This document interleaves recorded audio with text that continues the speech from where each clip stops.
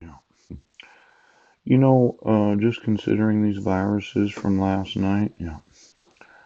There's the human immunodeficiency virus, the human rotavirus. I've never heard of the human calcivirus. Yeah, put a little emergency right there. Yeah. And uremic syndrome. You know, uh, that word uremic, yeah, it's very similar to urine, and I wanted to know all of those that have difficulty urinating. Yeah. Could you get me the prescriptions for water pills? Poop.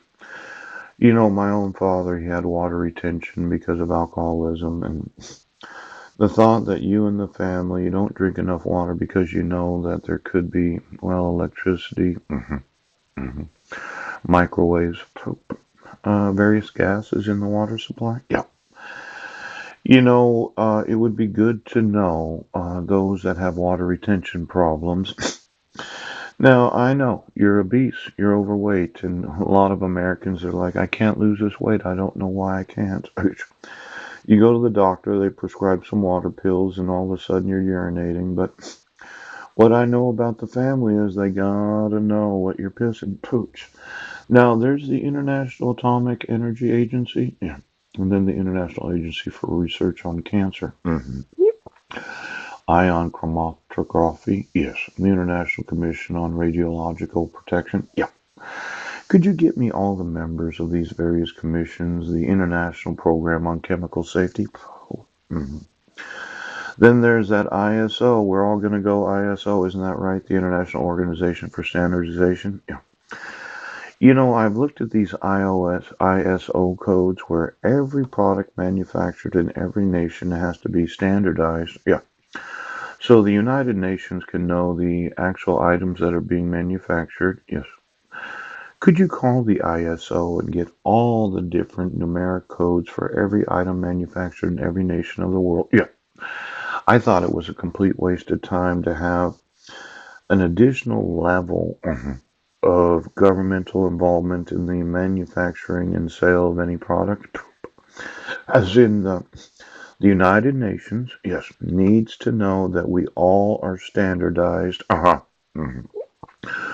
Now, when you think about the government's involvement in the manufacturing and the sale of items, yes, we have these different certifications and the forms you have to fill out and the approval process.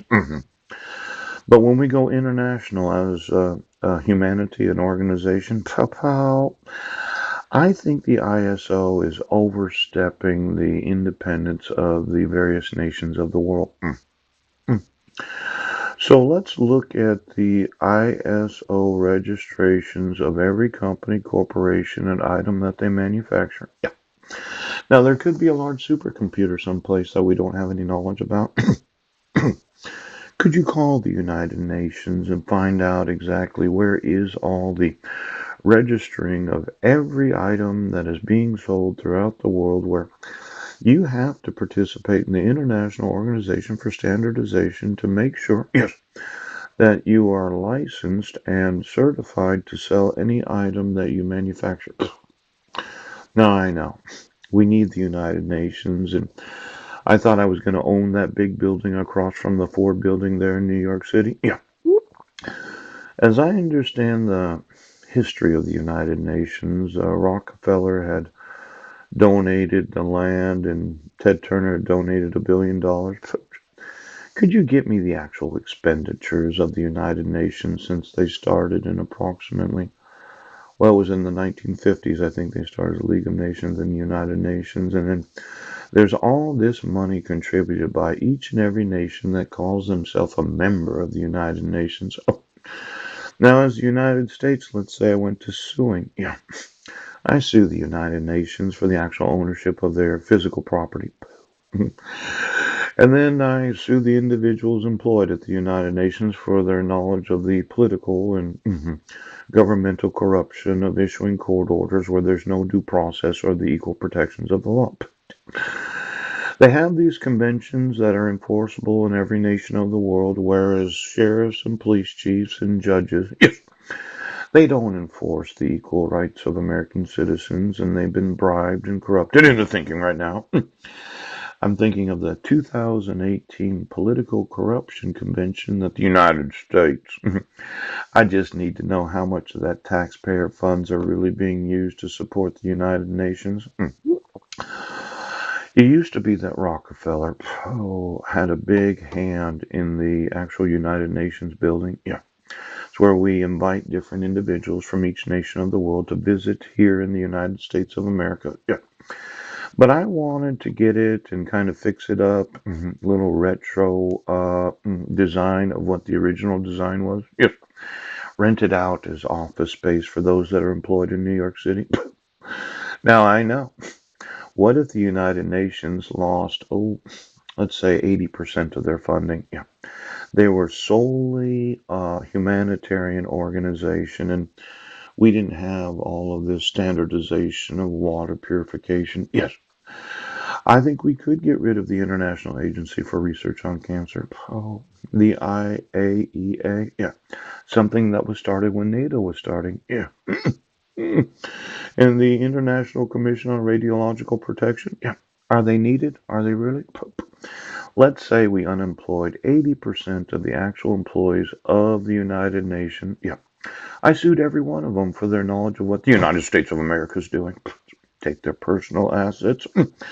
They can go out and get a new job. Pow, pow, pow. And then I convert that big building there in New York City to some office space for those that like being employed in New York.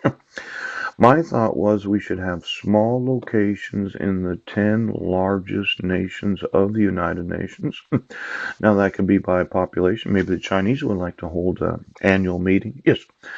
And it'd be kind of like the Olympics where we'd have these different locations where we'd invite Russia and India and China and Brazil. Or we could go based upon the amount that's contributed by each and every nation of the world for the support of the United Nations. Yes, we could. Now, as a humanitarian organization, I think they're very important. And why don't we look at what refugees are working with today? Could you get me every location where the United Nations is actively involved in the feeding and the hydration, the water necessary to support refugees during natural crisis or possibly war?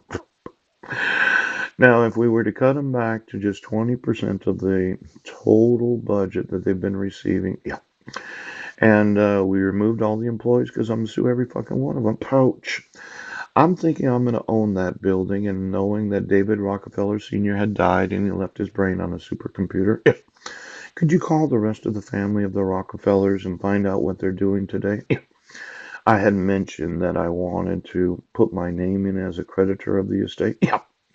So just give me every item that's been sold as a probated item of he had a trust. Yes. I just want to know every individual that bought at auction or liquidating of the estate.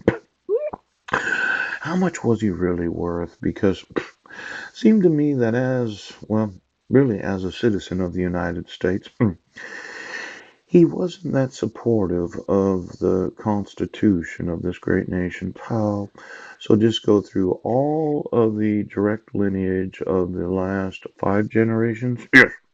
Of Rockefellers and their involvement in the United Nations. I'm thinking that I'm missing a considerable portion of the estate of David Rockefeller Sr. Yeah. So I just want to know the identity of every individual that purchased, yes, any of the assets of the Rockefeller estate. GPS their location, get their telephone number. And then the law firm that represented the family during the probating of that estate. Now,